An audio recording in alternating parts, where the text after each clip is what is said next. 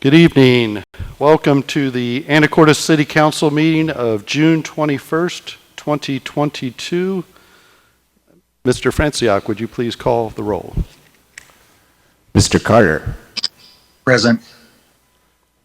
Mr. Young. Here. Mr. Walters. Here. Miss Cleland McGrath. Here. Miss Moulton. Here. Mr. McDougall. Miss Hubick. Here. Would you please join me in the Pledge of Allegiance?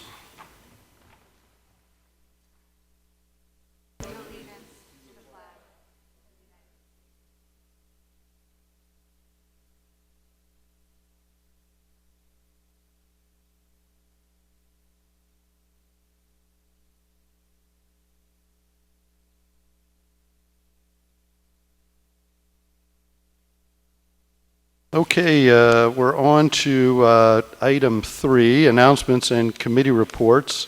And a quick COVID update. Numbers in Skagit County have pretty much stabilized, although it says to decrease 4%. Hospitalizations are unchanged. Island Hospital also unchanged with 1 patient in there.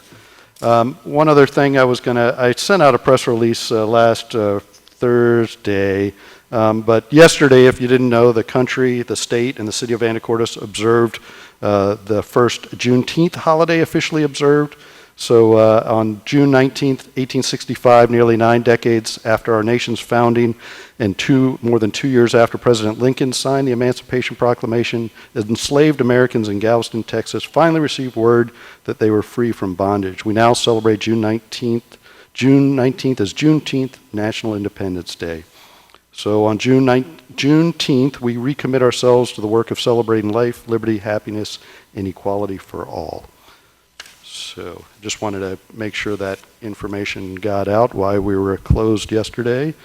And moving on to Public Works. I believe the HAS did not meet, but Public Works Committee just met before Council. Public Works Committee report. Mayor Miller? Ms. Moulton. Thank you. Like you said, we just met prior to this meeting. It was Mr. Walters, Mr. Young, and staff members and I. And we had a brief discussion about our curb gutter sidewalk standards and how we would like to update those in the future. So that was just kind of the beginning of a process that we'll hear more about as we proceed on that.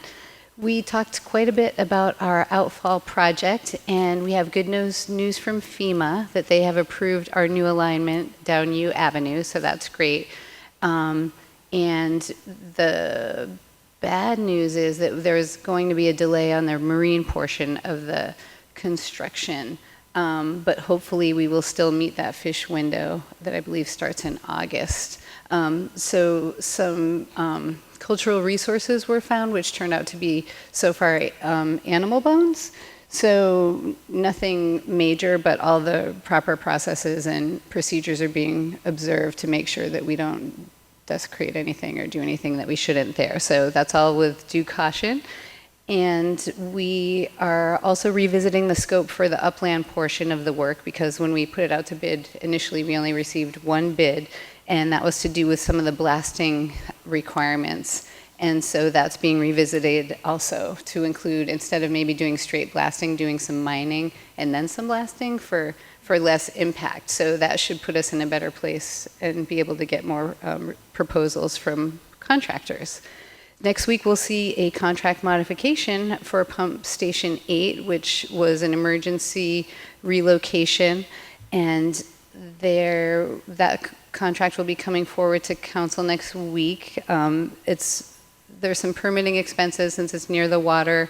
This was caused by high tide events last July, so FEMA and the state are covering, I think, 95% of the costs of that, so that's some more good news there. We did a construction update for summer for water department. July 5th, we'll begin some water main replacement projects starting in Skyline on Sands Way. I already talked about Pump Station 8. For storm, we're doing some fencing improvements on West 7th at a pond there.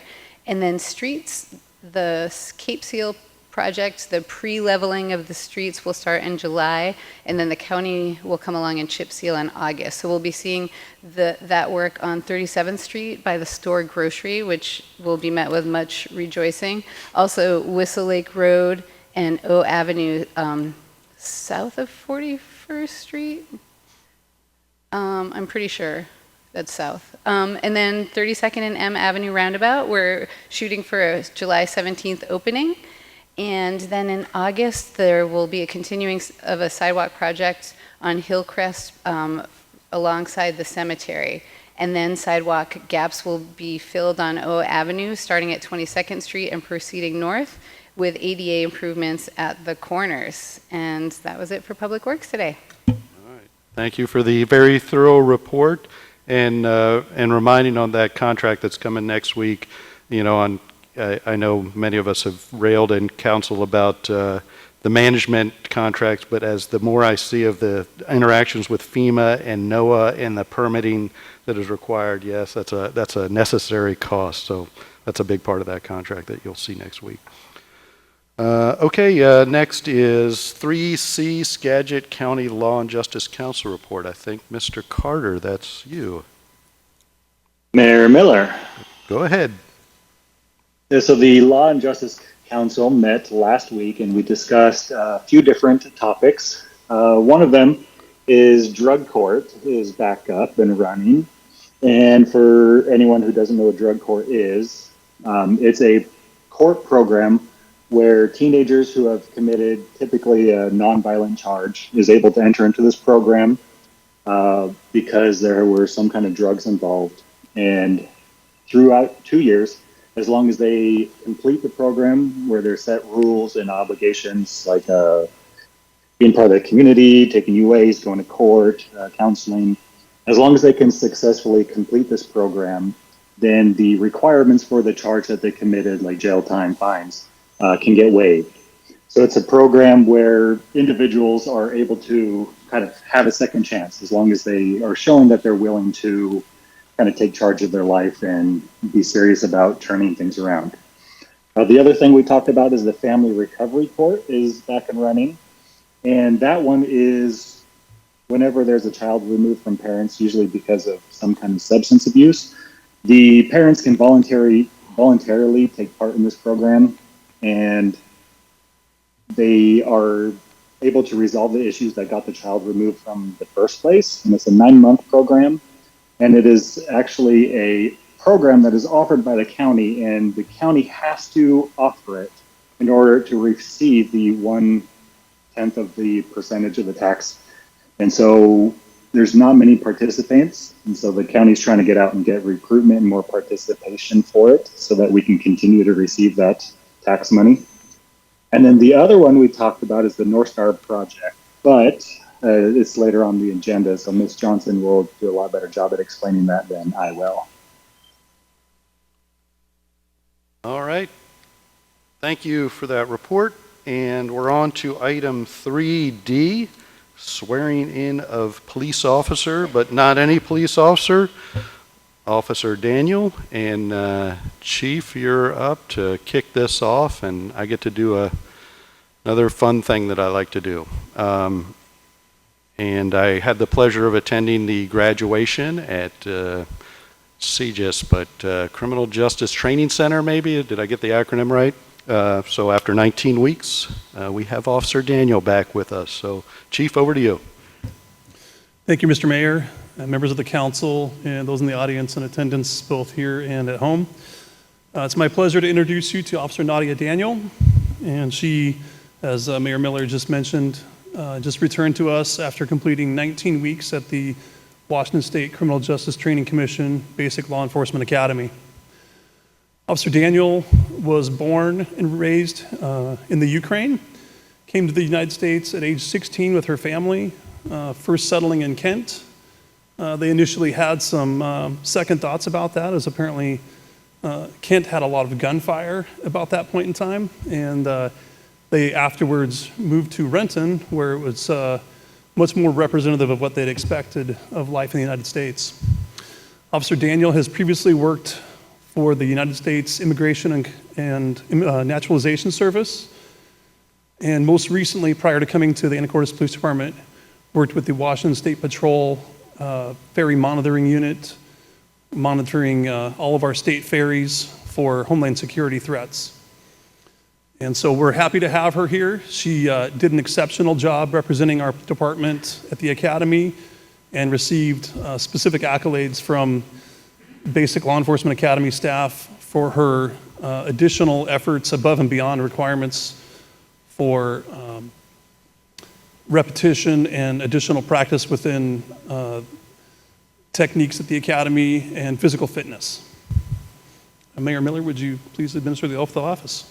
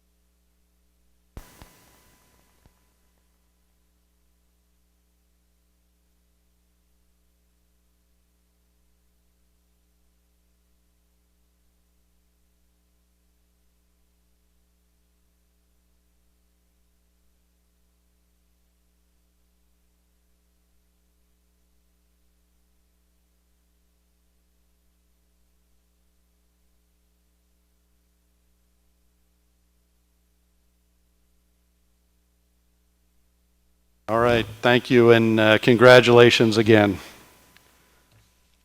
Okay, we're on to public comment. Oh, Mayor Miller, Walters. just before we get to that agenda item, I just wanted to acknowledge the passing of Ken Brown, former city council member, nearly 12 years. And also note that tomorrow, Wednesday at 1:30, the City Council Housing Affordability and Community Services Committee will present our 2021 report, the same report we did here in January, on unmet human services needs at the Anacortes Senior Center. So that's tomorrow, Wednesday at 1:30. Mayor Miller, Mr. Young. if I could add just to the announcement, since we were Yep. doing it, I went in your stead to the senior center and did the certificates of graduation. It was a fun event, and everybody really appreciated it. And lastly, I wanted to say, as the weekend went on, we had a lot of festivities here in the town, but I want to thank the city and I want to thank the services that were provided for everyone. The police did a tremendous job of coming forward. It was just a wonderful thing and well representative of the city. So I did a small welcome on behalf of the city, but it was really a wonderful thing, and I just want to thank the city and the services for being a part of it. Thank you. Sorry, any other announcements?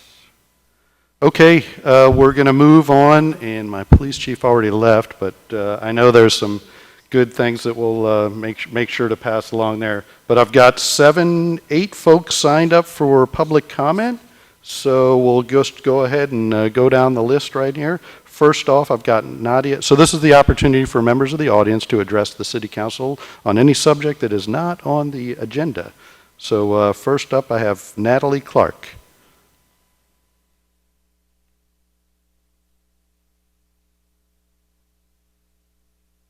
Make sure the blue light is on.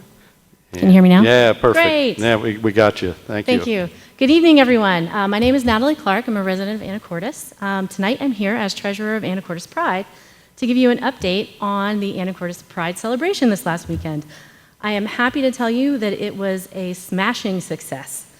We had over 100 people in the parade, including people from all walks of life from here in Anacortes. We had seniors, we had young people, we had families, we had single people. We were cheered on by hundreds of well-wishers, including families of all sorts, clergy, and supporters offering free mom hugs.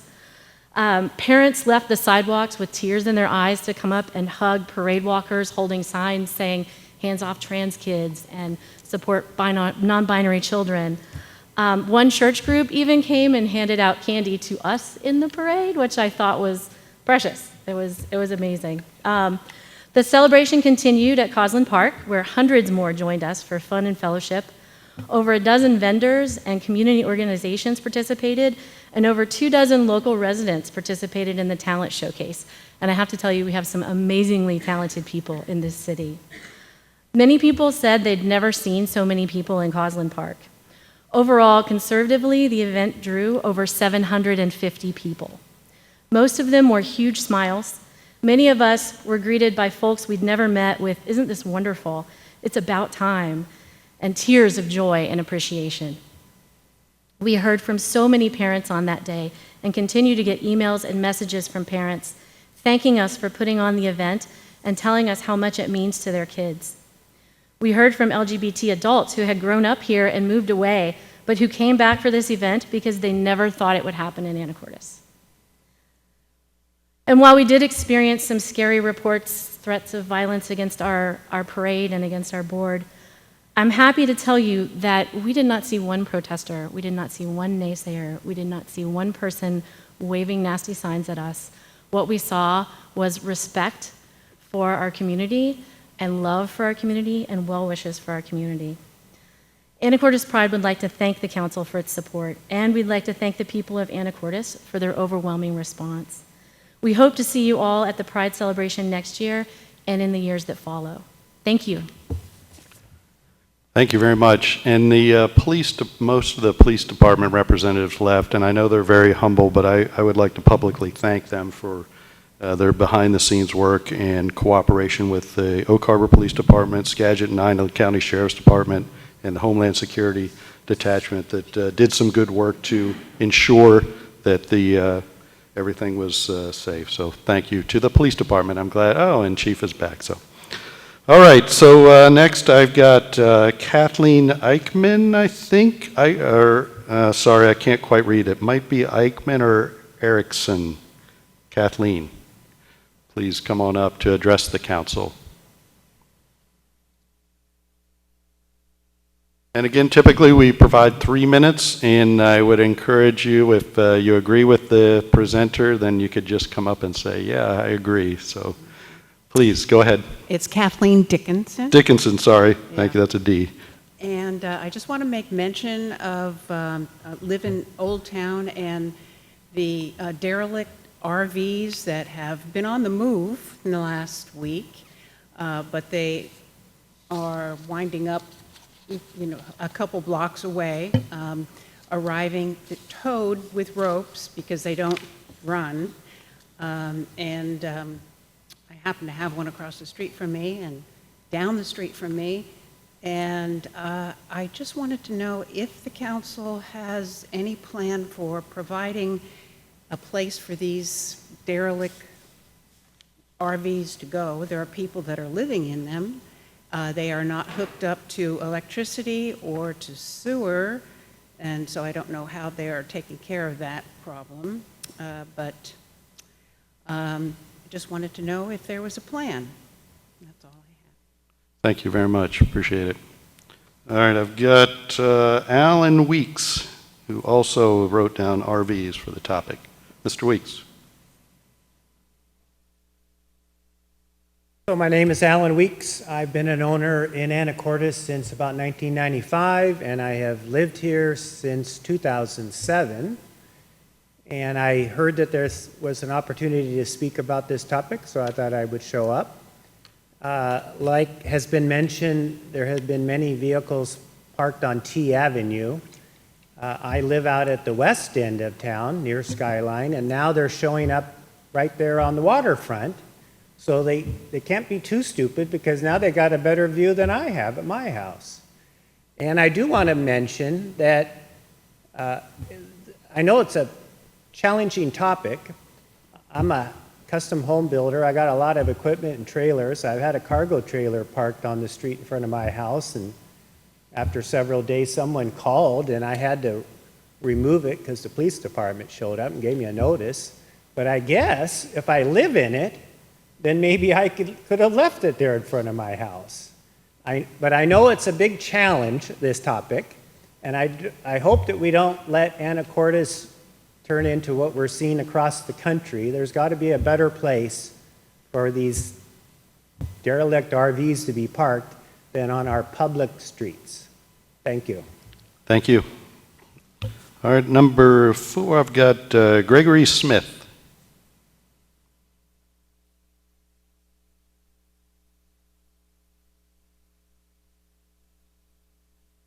Good evening, Mr. Mayor and council members. Thank you for your service. My name is Gregory Smith, and I live on the corner of 5th and M. I've spent the last year, my wife and I, renovating our forever home there. And we just moved in to what we can now live in comfortably 2 weeks ago. And 2 weeks to the day, we're out there enjoying our new space. And here comes this derelict RV being towed down the street right in front of our house, very slowly, yelling going on, some chaos happening, and then they went just about 500 feet down and parked on the street on about 5th and L. So that was about 2 weeks ago on Wednesday, and since that time, I've witnessed a person on a red bicycle show up to that RV. I'm pretty certain it's a drug deal happening, and then after that happens, several cars show up continuously for several hours after that time. What I'm assuming is picking up supplies, drugs is my assumption. I don't have any proof of that. I've seen them defecating on the sidewalk, leaving a mess. There is, like the other gentleman said, there is no sewage or anything for these folks. They're living out of these RVs and they're making a mess. I've called the police several times. They've responded very promptly and very professionally. I commend them for that. But they're not able to do anything. They say their hands tied, and there's too much legislation about this, and there needs to be some ordinances passed to get this corrected. And yeah, there does. So this can't continue to go on. Last night, after we witnessed another drug deal, another RV got towed in about 10 o'clock last night. Came right by our house again, and went around the corner and parked on the L Street, same street, between 6th and 7th Avenue. And so I noticed that there's no license plates on there. It's got a big check mark on the back where it had been indicated before and had moved. But, I came from King County. I lived down there most of my life, and I see what's happened at King County, and we need to get a handle on this before it gets worse, because this is just the beginning. And look what's happened down in Seattle. It's this whole, everywhere you go, every park, every street just about has a derelict RV or a tent or something on it where people are living and causing problems. My big concern is the fact that they're, don't have any utilities, no sewage capacity, the drug dealing going on. I saw somebody spill a whole thing of, I don't know what kind of pills, but there was thousands of pills literally littered all over the street. I pointed that out to the officer when he was there, and he made him pick it up. We don't know what it was. I understand using is legal on the streets, which blows my mind. But I encourage us as a city to get this corrected as soon as possible so that we don't continue to have this mess across our beautiful city. I moved here because it's beautiful. It's a nice place to be. Got nice views of the waters. But now I look out my window view and I see a nice RV parked out there. Nice RV. So thank you for your time. Thank you. Okay, I've got Dan Paulus. Hopefully I'm pronouncing the last name correctly. Probably not. Okay. I just wanted to say I agree with Greg. I live on 7th Street in M. And I was just wondering, I know it's a pretty tough topic for you guys to deal with. And I was just wondering if you could maybe limit the locations that these people could park their RVs. Like if they parked in an industrial area, you wouldn't have the homeowner issue. Other than that, I don't know what the laws are for having a vehicle on the road that doesn't meet any safety requirements and is not licensed or registered or runs. It seems like somebody should be able to do something about that. Thank you. Thank you. So I'm going to go ahead and jump to sticking on the RV topic to Meg Kershaw. Okay. Okay, does anybody else want to talk to about the RV topic? Thank you. Please state your name and where you live. I don't need your address, but what city you live in is helpful. Hello, my name is John Morgan. I live in Anacortes. Been here just over 4 years. I'm not too familiar with this RV issue, but it seems like it's a homeless issue. A lot of people are being evicted from their apartments. We need to do something about shelters for the homeless, low-income housing, the RV, at least they have a place to sleep. I don't think people in RVs are a direct threat to law enforcement unless they're, committing a criminal act, in fact, if that's the case. But I just hope that the City Council and the City of Anacortes is aware of the homeless issue. Thank you very much. Thank you. Anybody else want to address the council on the RV topic? Okay, Mr. McKenzie. Hi, Ward McKenzie, live in Anacortes. I just have a couple of observations. I know this is quite the topic, and a lot of people have differing opinions, but I wanted to point out that in my 30 years as a social worker, I had the opportunity to deal with many people. A fair number of them were criminals, addicts, and mentally ill, as are many of the people that we're seeing in these motorhomes around town. And frankly, I never saw a single person get better because we enabled them or because we tolerated their bad behavior. My second comment has to do with our law enforcement. And although I really appreciate how our police do their work, I really don't want us to be in a position where we're having them swear to obey the law and then preventing them from enforcing it. I think there's a way to have city laws that resolve these behavioral problems in a way that the police can enforce it, and I think that's incumbent on all of us to figure out how to make that happen. Thank you. Thank you. Anybody else want to talk on this topic? Because I'm going to say a few things just because I know I've reached out to a number of your neighbors, certainly 5th and L, or 5th and N. I know Mr. Walters has also reached out to a number of you in his ward, and we are making progress. Unfortunately, that progress that when somebody mentioned industrial area, we've made really good progress on T Avenue, but it sometimes spreads the problem out. But I'll just tell you the general process that the city goes through. First, we check with these individuals to see what critical services they might require. And for some of those, we've checked upwards of 50 times to try to get them linked up with services, but rather they would rather just move somewhere else. So that's pretty challenging.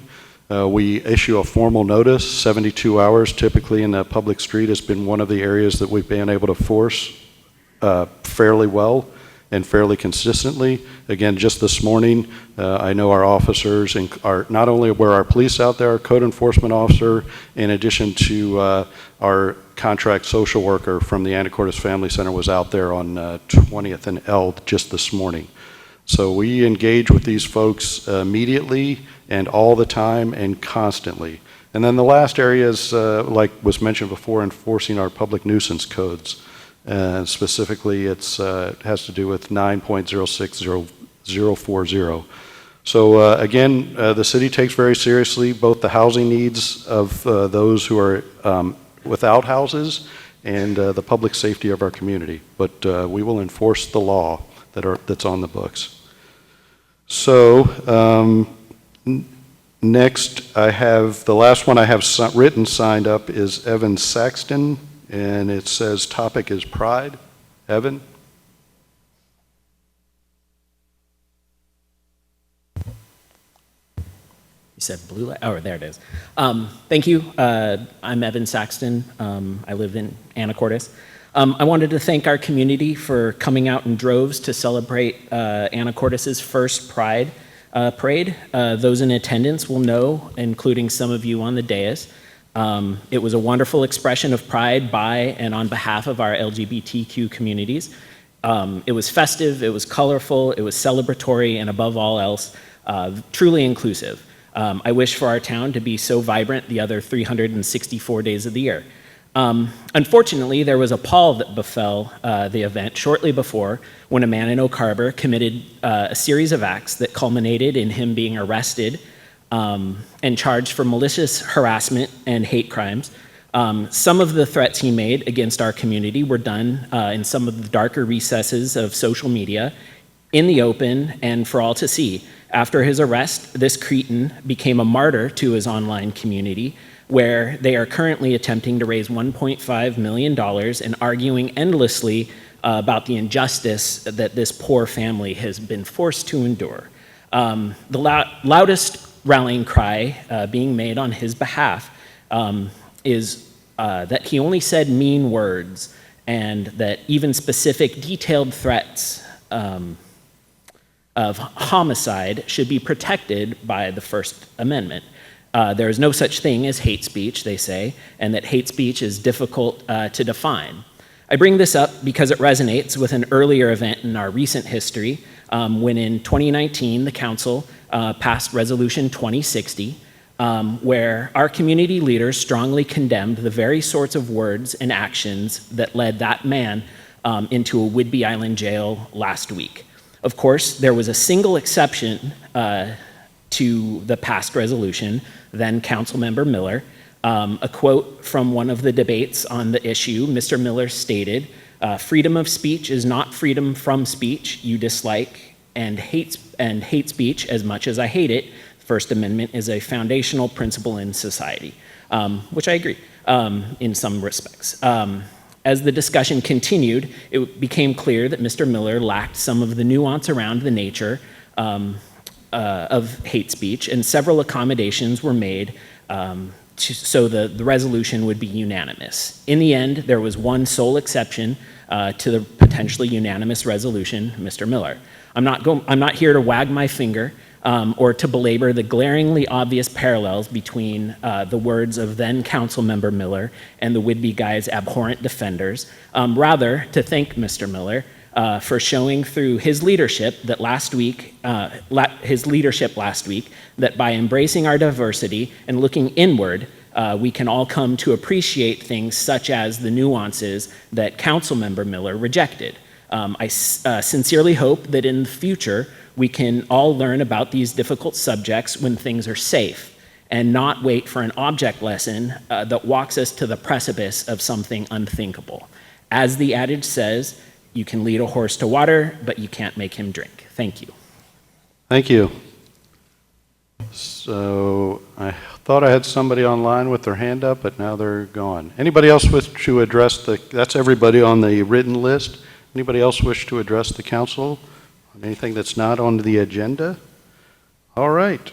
We're going to move on from public comment to item 5, our consent agenda. Council. Mayor Miller? Mr. Young. Short of any other discussion of removal of an item, I move we approve the consent agenda. Second. Yeah, motion by Mr. Young. I think the second was by Ms. Moulton. Thank you. To approve consent agenda items A through C. All in favor signify by saying aye. Aye. All opposed? Okay, motion carries. We're on to item 6, public hearing. This is Cdbg Draft 2022 Action Plan, final review and approval. This is a discussion with possible action. Mr. Meismer, you are up. Thank you, Mayor, members of the council and the audience. The proposed 2022 Cdbg Action Plan and allocations have been available for public comment since March 16, 2022, and comment period closed on April 15th, 2022, but we've been accepting any comments up until this evening's meeting, and there have been no public comments on the action plan. The total amount of the grant for 2022 is $105,206, and the project allocations are much like last year's. Public service, Anacortes Family Center, homelessness, assist special needs populations, and create suitable living environments for $15,206. Low-income senior housing rehabilitation, and that's for the Anacortes Housing Authority re-roof project. And that project actually was put forth in 2021, and we're actually proposing with this to move that into 2022 because it won't be ready to do due to materials and so forth until later this year. And so as a result of that, and kind of backing up just a little bit there, the city had originally proposed doing a Section 108 loan for some funding for the Anacortes Family Center. That particular process became very overwhelming administratively for the amount of money that we were asking for. And so by moving the re-roof project from 2021 to 2022, we can use the 2021 money for the Anacortes Family Center for the exact amount of what they would like without having to do the Section 108 loan. So that saves a lot of administrative headaches, and the action plan actually proposed that we were going to pay that 108 loan with the 2022 funding. So it's a shift of funding, but everything is taken care of the way it originally is planned for. And so with that, again, the city has received no comments on the action plan, and staff recommends moving forward and getting this off to HUD so that we can be done with it for the year. All right. Thank you. Thank you. And before I turn it over to council, I'll have one last chance for any members of the public that wish to comment on this, because it is a public hearing. Okay, council, over to you all. And maybe I need to close the public hearing, probably. Okay. And I will close the public hearing for the CDBG Draft 2022 Action Plan. Okay, now, council, over for discussion, comments. Mayor Miller? Ms. Moulton. I think it's very fortuitous and rare when things work out this way that there's less reporting and paperwork, so kudos. And I think this is a great use of our funds for the roof for the Housing Authority and also for the Anacortes Family Center social worker. So I'm glad to support this. That almost sounded like a motion, but I'm going to make sure that any members of the council want to discuss. Or Mayor Miller.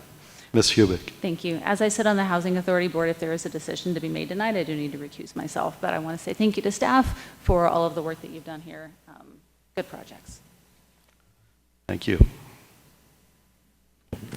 Alrighty then, I will move to approve the 2022 CDBG Action Plan as submitted. Mayor Miller. Ms. Cleland. I would also like to recuse myself because I'm on the Anacortes Family Center Board. Mayor Miller. Mr. Young. I'll second that motion. Okay, thank you. I have a motion by Ms. Moulton and a second by Mr. Young to approve the CDBG Draft 2022 Action Plan. Mr. Franciac, would you call for the vote? Mr. Young. Yes. Mr. Walters. Yes. Ms. Moulton. Yes. Motion carries. Right. How about Mr. Carter? Oh, Yes. Mr. Carter, sorry. All right. Okay, now motion carries, thank you, and we will move on to item 8, because we don't have any closed record decision hearings, so other business.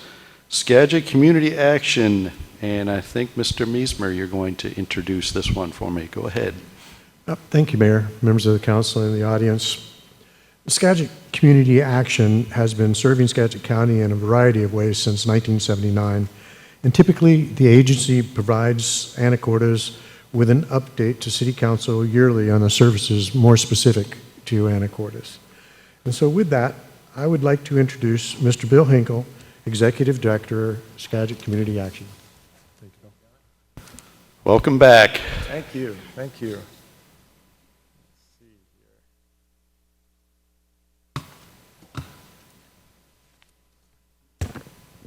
Okay, Mayor Miller, Anacortes Council members, members of the audience, great to be here. Bill Hinkle, Executive Director, Community Action of Skagit County.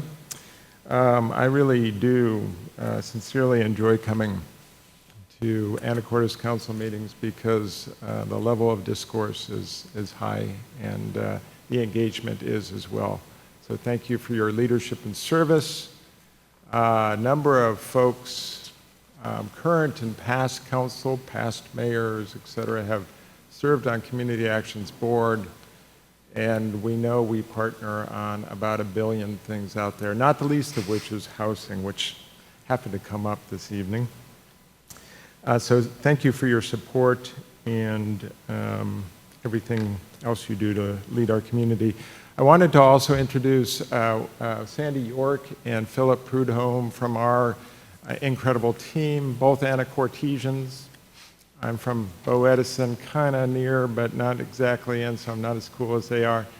But they are incredible folks. Philip is our Donor Development Director. Used to be with United Way and has served Skagit County really well.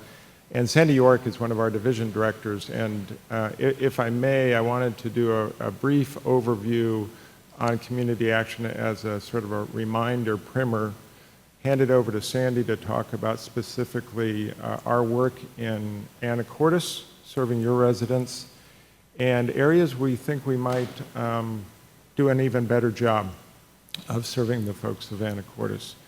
And then I'm going to wrap it up with a little, well, we'll talk a little bit about housing and the need for it, but a creative model that we're working on, and then we'll see if there are any questions, but we will certainly try to keep it fairly brief.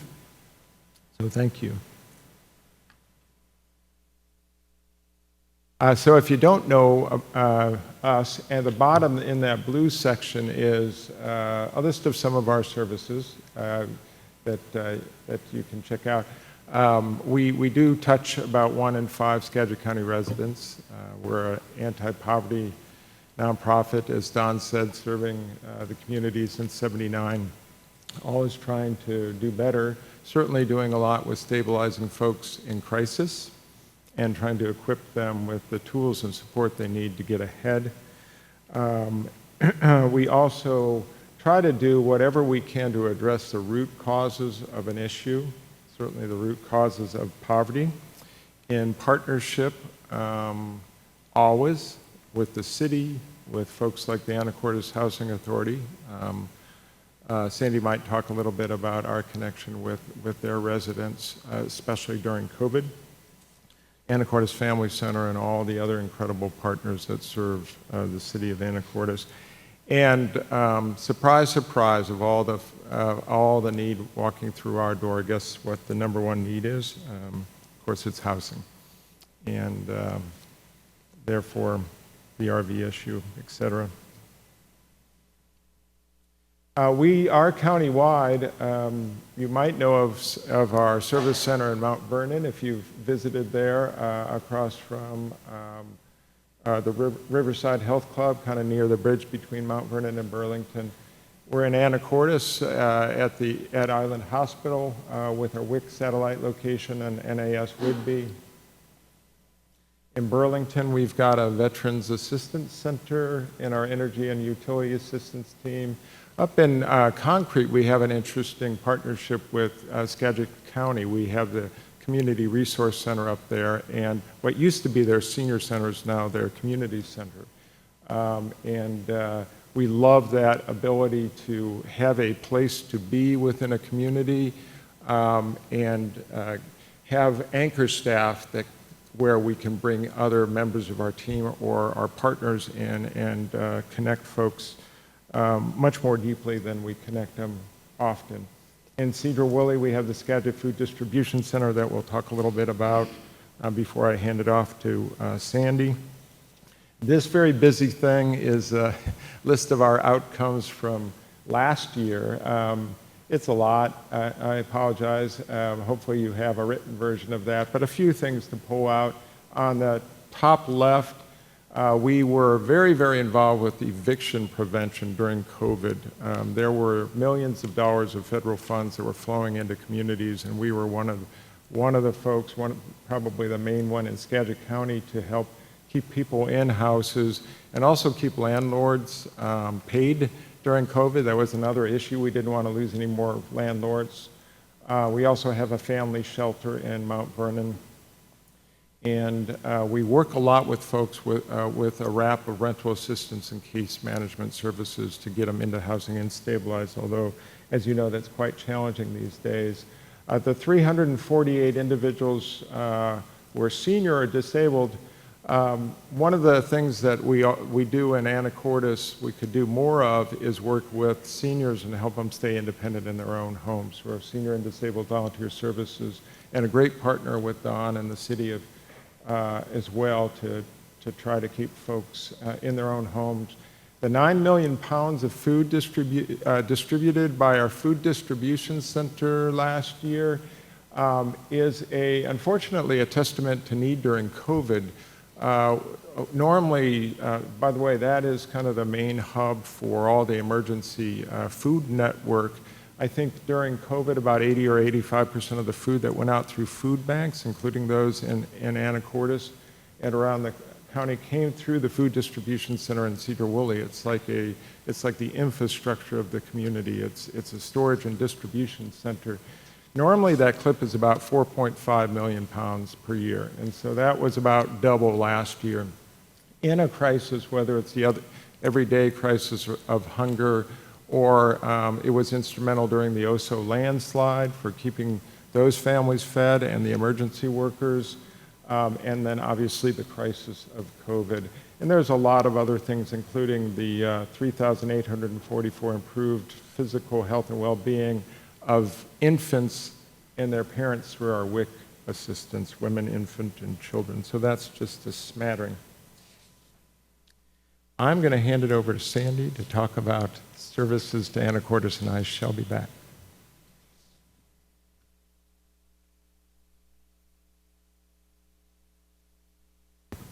Thanks, Bill, and thanks, Mayor Miller and council members for having us here.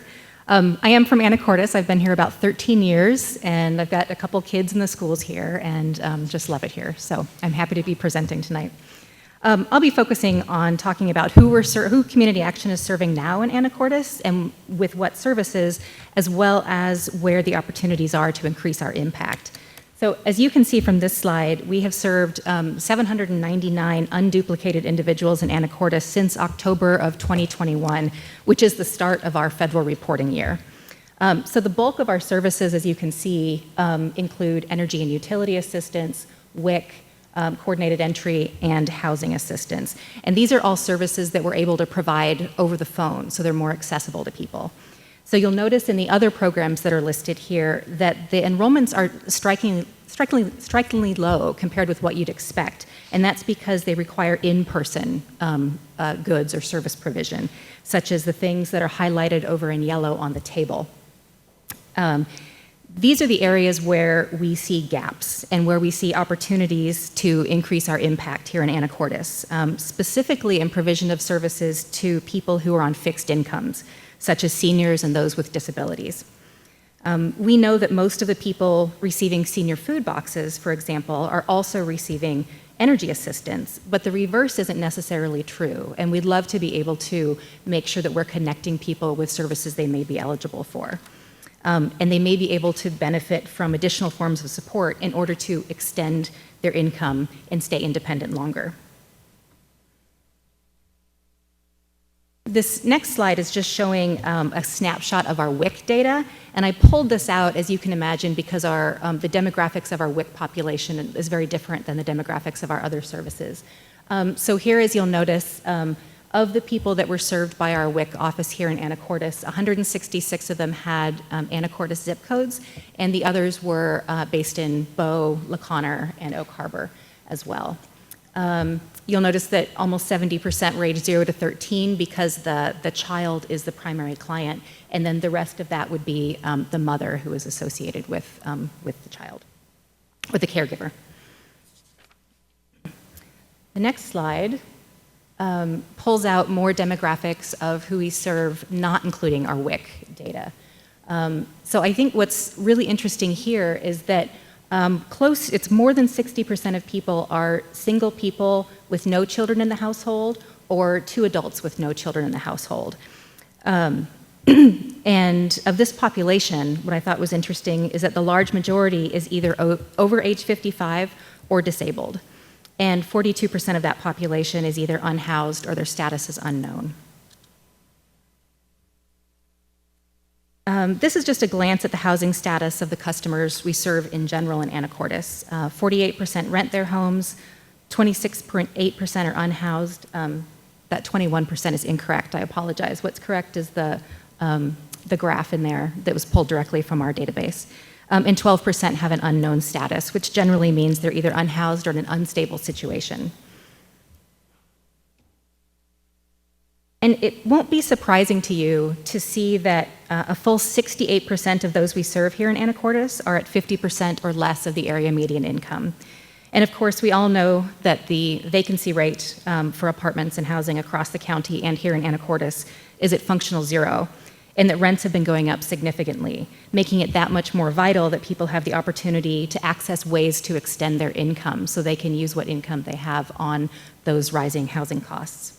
And we know how important it is to keep people housed so that they don't become unhoused, and it's much more difficult at that point to rehouse them. We've been having some conversations about whether it may be possible to partner with the city and with others to have one FTE here in order to be able to provide more access to services that may be able to help support people's stability. We have long had a similar partnership up in East County, as Bill mentioned, where a presence there and close cooperation with the county has meant a lot more access for residents up there and resources for hundreds of people. We are listening to our partners and having a lot of conversations. We're paying attention to where we can be most useful in serving the community here in Anacortes. We want to add value, and we want to complement the great programs and services that are already offered here in our community and not duplicate them.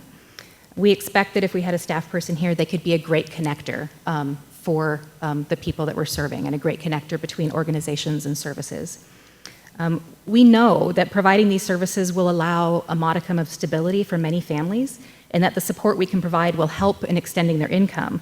But we also know that's not enough, which is why Community Action has begun to work on affordable housing development and is looking forward to working with partners across the board to identify how we can move the needle on that very difficult issue. I'm going to hand it back over to Bill now to show you some vacancy data that we have and to give you an update on our Cascade Landing project, which is one of our first forays into affordable housing development. Thank you. Thank you. Thank you, Sandy.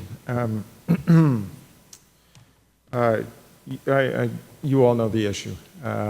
You might not know that UW does a quarterly study of apartment vacancy. Some of you do, I know. And I just want to make sure all councils know, and again, I understand with HACS and the work that you're doing, that you're leaders in this, but Skagit County has the lowest vacancy of any county in the state of Washington. And that's an issue. There are a lot of reasons for that. It's a beautiful place to be. That's part of it. But there's a lot of other things going on. And, we've served folks for a long time and will continue to serve folks dealing with homelessness. That's at our core. And dealing with behavioral health issues or instability. We've done a lot of public policy advocacy, and we've seen in Olympia, for instance, some incredible wins. But we were a little sick of flapping our jaw and seeing the issue not getting better, and sometimes you might feel the same way. Skagit Council of Governments put together a report on housing in Skagit County back in, I want to say 2017, 2018, that range. And there's some interesting stuff in there if we would have, to the extent we were paying attention. One is that that study found that the mix of housing that we have, 71% home ownership and 29% rentals at that time, is about flip of what we probably need given the income levels in our community. And we probably need to see more of a 60-40 mix, or again, about the inverse of that. They also pulled out some of the key things. You know, housing has got high dollar signs, and it seems really complicated. It is in some ways, and it isn't in other ways. The three basic things that report suggested was we need to look at regulation and policy. You all are. You're on it. So are our partners in Olympia. There's a problem with infrastructure for housing and developer capacity. There's incredible nonprofit developers and for-profit developers in Anacortes and around the county. There just aren't enough to address the thousands of units that we're short. There's also an issue around funding and access to capital. My feeling is that we really, really need public dollars to address this issue, especially for those most impacted, and public dollars alone aren't going to do it, so we need to be creative. And we have been trying to be creative. Our first Cut Your Teeth on It project is called Cascade Landing.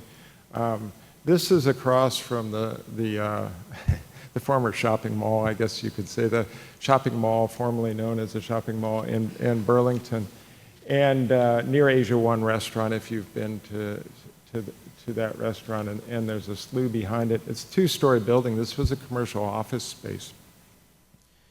And in the base of there, Robert and Becky Gates helped us develop Skagit Vets Connect, which is a pretty neat partnership serving veterans. We also have our energy assistance folks on the ground floor.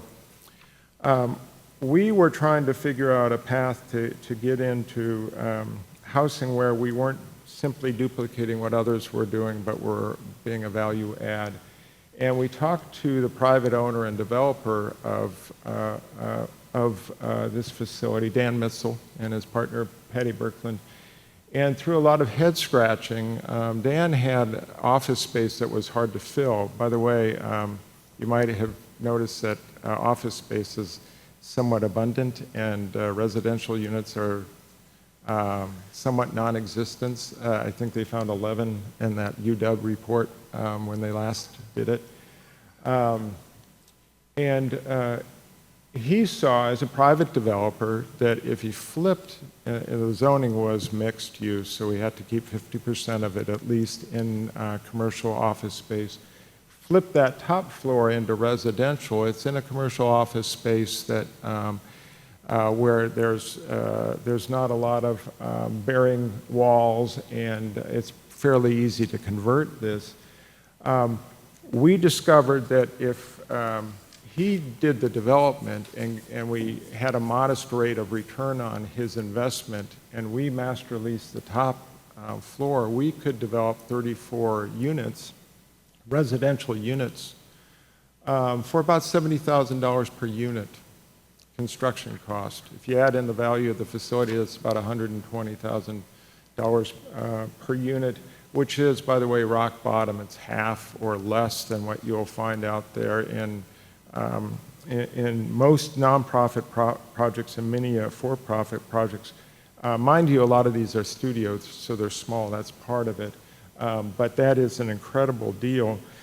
So we put together a private developer, private investor, nonprofit partnership, and all we have to do is raise $600,000 compared to several million in most projects to buy down the cost of the capital. The private investor's return is based on how much it cost to build the thing. So we're raising $600,000 and we're off to the races. And that's under construction. The sheetrock is going up now. It's incredibly fast, incredibly efficient, incredibly cost effective. And in September, we'll start housing people in this community who need housing. And we want to do a lot more. Will it be in Anacortes? Will it be in other communities? We're scouring. We do not want to come in. We would rather, for instance, we've been talking to Anacortes Housing Authority how we might support their potential bid for new state rapid acquisition to flip a motel quickly into units. We would be a service partner on that. We don't want to duplicate, but we want to get out in the field of housing because obviously swimming upstream, the root cause to this RV issue is the lack of housing that people can afford. I know there are other issues, but that's the root of it. So that's what we're on. We want to let you know about that. I know we saw Amanda the other day. Thank you. We have tours. Tours are available. They're very exciting. There's sheetrock. There's insulation. There's pipes sticking out. And we can talk about the model a little bit more. And sometimes a private developer shows up, and he's an interesting fellow who also, like us, likes to talk and sees that there are models where we can be creative and make some progress on this issue and not feel like we're getting stuck. So please let us know. I wanted to end by saying there's a lot of ways to partner on this or other issues, and certainly we want to partner more deeply on human services as well as housing. Several of you have been showing up to the Skagit Housing Consortium that we worked with the county and EDASC, and EDASC is hosting right now, and hopefully that will allow a collective effort to really dig in and address this issue. So that's what we wanted to share tonight. Thank you for your patience to Sandy, Philip, and me. If you have questions, we would love to try to answer them or say we'll get back to you. And thank you so much. Well, thank you very much for the great presentation. Council, Mr. Young. Yes, thank you. Again, thank you, Bill, for a fantastic presentation as always. Sandy, welcome. I look forward to working with you. I know we've had some conversations, emails between the three of us. Phil, of course, we just spoke recently and then the week before that. So I'm looking forward to it. And I just want to say I'm a former board member of Community Action. I have always been a fan, always. I've seen the work that you're doing up close. It is extraordinary and truly needed. When I look at the poundage of food that is distributed, given the need that's across the country right now, everyone is feeling that pinch. Hardcore, prices of gas. You know, I'm thankful for the many people that come forward to not only donate, but lend their muscles and time toward this great cause. I look forward to working with you here in Anacortes. What you've presented to us tonight to show your work here in Anacortes is incredibly clear. I know that there's more work to do and partnerships to be made. So I just really want to say to not only you, thank you, but also to the city of Anacortes and the people out there that this is an extraordinary opportunity to do some more good for all of us. This is almost, I love an octopus, and the reason I love an octopus is the octopus has one body and many tentacles. Those represents workers and different people with different ideas and thoughts, but it works for that common good. So I want to thank you for the presentation. Thank you. Thank you, Anthony. Thank you. Ms. Moulton? Thank you. Thank you so much, Mr. Henkel and Ms. York and Mr. Prudhomme for being here. It's great to learn about Cascade Landing. I'm embarrassed to admit that I didn't know that this was in the works, and I'd love to learn more. So perhaps we can schedule a tour for our HACS committee to go look and talk about that. The public-private partnership opportunity. I also love the idea of having the Housing Authority partner with you on a rapid rehousing effort with a potential motel purchase. I think there are so many things that we can do, and it's great to feel that momentum and those possibilities on such a thorny issue. So thank you very much. Fantastic. We would love it if you want to have a tour. We'll make it so. Mayor Miller. Mr. Walters.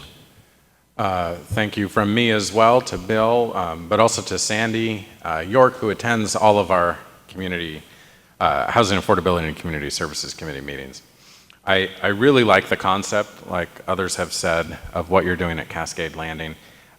Single room occupancy, single studio, one bedroom units really are key. I think that there's a lot of literature out there right now. I had 2 articles pop up in my news feed today about how what we've done in the last 70 years in the United States generally is eliminate low-cost housing. So you've got to get into a bigger and bigger house, and they're bigger all the time, and they're more expensive all the time. And we see the results of that. Combine that with cheap mobile apartments, AKA RVs, and you have the situation that we have now. But separate from your Cascade Landing project, I'm hopeful that we can replicate some of that success here. I really appreciate the broad-based work that Community Action does. It helps people that are poor, but people that aren't homeless yet. And the number of people you're reaching without a physical presence here is really substantial. And it really is an obstacle to get people to Mount Vernon. Especially if you are poor, you're a senior, you're disabled, we need you to get those services so that you don't become homeless. But we need you to get those services, and if you got to go to Mount Vernon and figure out where it is you need to go, and maybe you don't like driving on Riverside Drive, and it's a real issue, and it was a real issue for concrete, which is why for many years you've had a satellite office there. I think 3rd District Commissioner decided that something needed to happen, and we made that happen. It's just as important here. So we ought to be thinking as we go into the next budget year, how the city can help make that happen. I know the Housing Authority is also really supportive because they see the services that you provide to them, to their clients rather, and there are many more people beyond those people that live in Housing Authority properties that would benefit. There's so many seniors out there that are living in houses in Anacortes. We benefit from keeping them in their houses. And so we need to support you at every step to make sure that you're able to support them. Thank you, Ryan. Okay, thank you very much. I appreciate the presentation and the time and all the effort that you make serving our communities, so appreciate it. Thanks so much. Okay, we're on to item 8B. Mr. Meismer going to introduce our next presenter. Mr. Meismer. Thank you, Mayor, members of the council and the audience. This evening we are joined by Jennifer Johnson, Skagit Health, to share information regarding a collaboration of Skagit County mayors, county commissioners, and public health addressing behavior, health, and homelessness in Skagit County. Jennifer Johnson, take it away. It's all yours. Thank you, Don. Thank you, Mayor. I'm going to share my screen.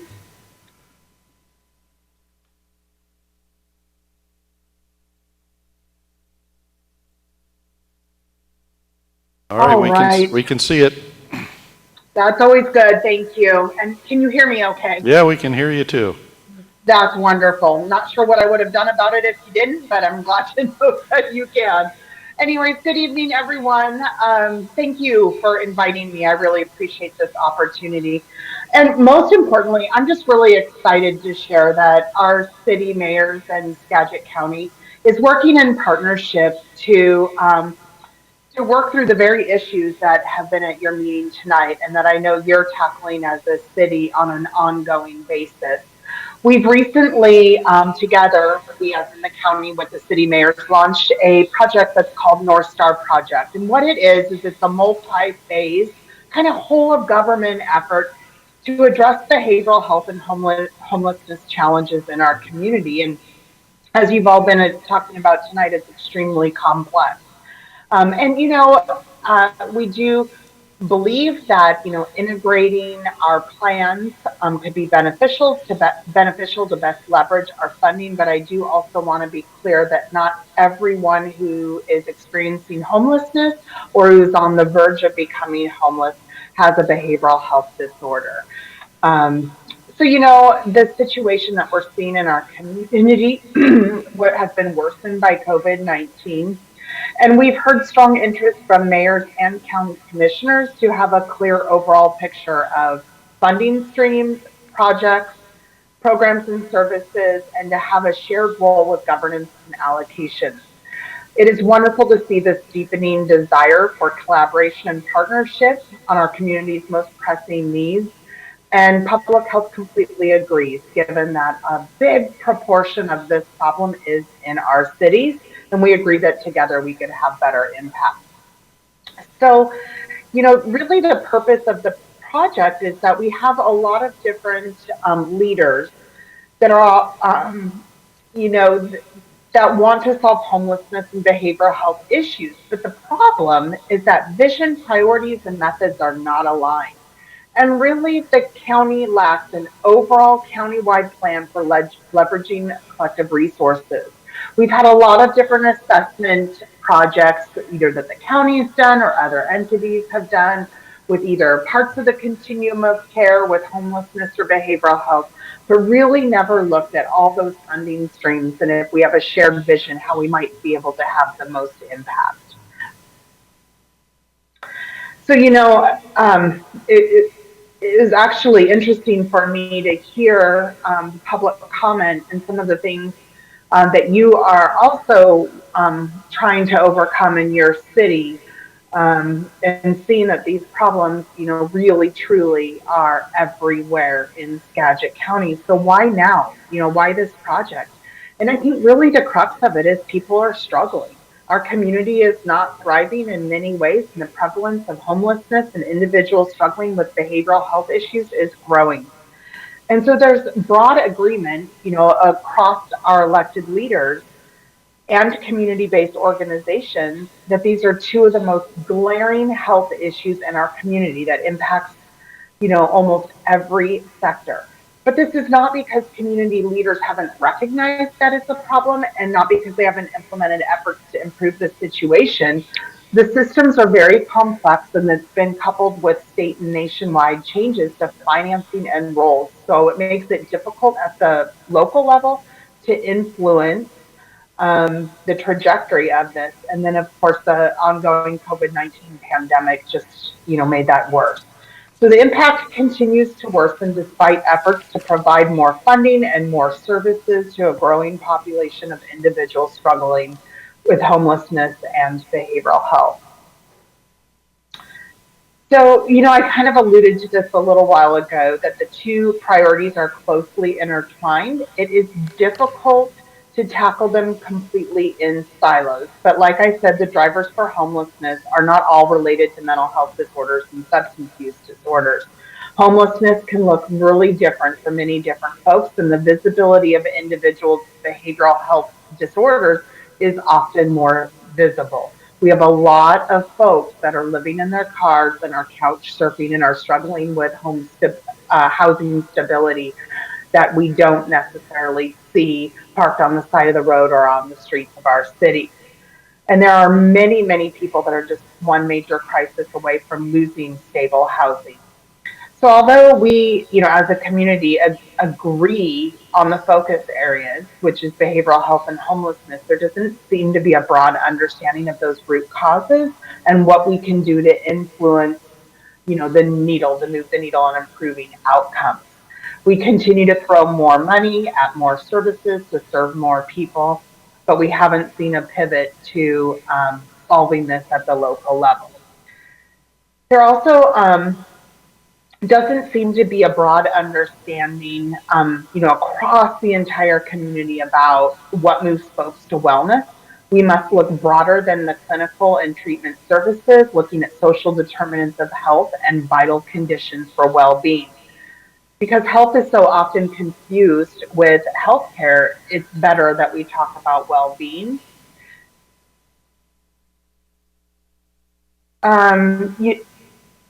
There's a regular pattern of sector leaders reaching out to public health or reaching out to each other to create planning groups to look at services or strategies to try and solve this major health crisis. And as I stated, many leaders are trying to figure out the right formula for moving that needle. The prevalence and acuity of folks that intersect with first responders has worsened. Not only are there population similarities and themes, across emergency rooms, law enforcement, fire, EMS, social services, schools, there's provider and workforce challenges compounded with major changes in payment structures that are outside of our local control. So it makes sense that all of these different groups are trying to put the puzzle together a little differently, and maybe just then we'll see improvement.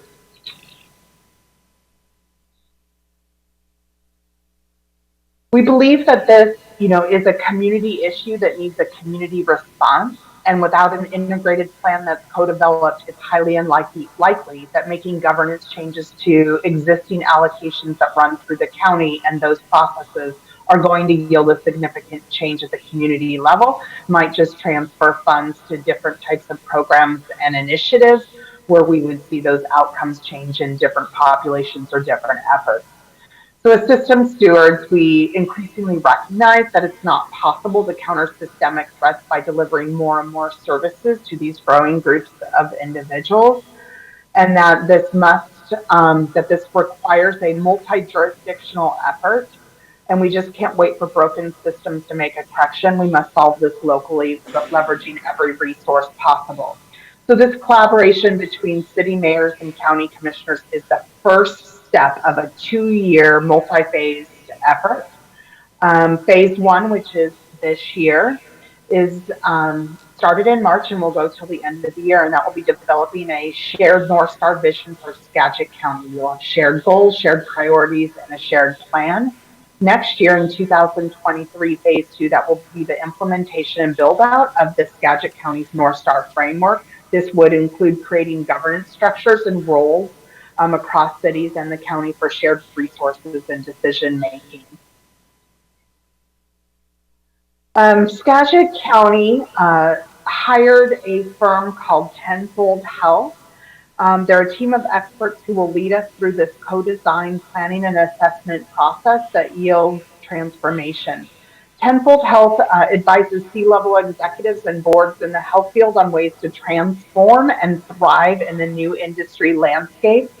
Their clients stretch across many states, and they've integrated delivery systems, government payers, community collaboratives, hospitals, clinics, work closely with regional accountable community of health in Washington State. And I personally have worked with Tenfold Health over the last 4 years through our North Down Accountable Community of Health, and have full confidence in their ability to navigate competing interests and truly create change and deal with kind of those third rail, those difficult issues that we must address to actually be able to move to the solution phase.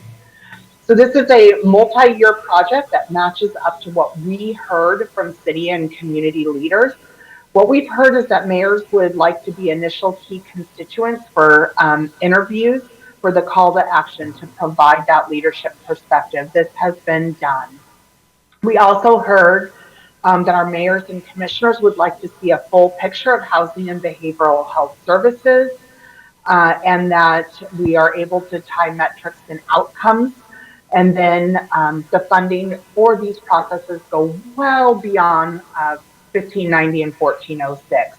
So the guiding coalition is our mayors and commissioners, and then we're going to be creating an advisory board that will be stood up late summer, which will be sector experts in our community, which will help provide their expertise and recommendations to mayors and commissioners as they develop the picture of the future. It's really important to public health and to our city mayors that we work together to engage city councils as best as we can, which is part of why I'm here. I, can wholeheartedly and genuinely say that it's very important to us that we are as transparent as possible. The county's created a project webpage specific to this project, and at first, things are moving slow because there's a lot of work that's happening with interviews and focus groups and gathering information. But as this process unfolds, that will be a centralized portal for being able to provide updated information, like meeting minutes when we stand up the advisory group and so on.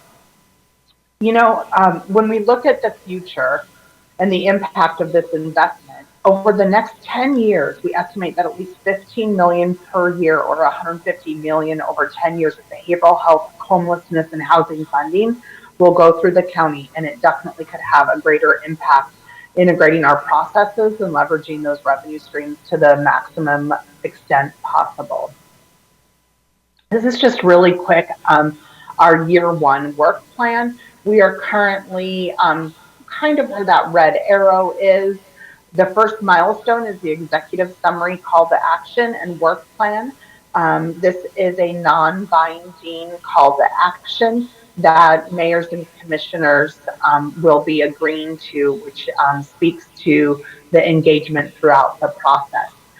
Simultaneously, Tenfold, along with our providers and community leaders, are working on mapping the current state of services, not only from a system perspective and a provider perspective, but from the client perspective. So I know many different leaders have met with Tenfold Health, and there are a lot more that will come. They were in town, they were in Skagit County in June, and they held a few listening sessions, and they will be back mid-July and will be doing the same again.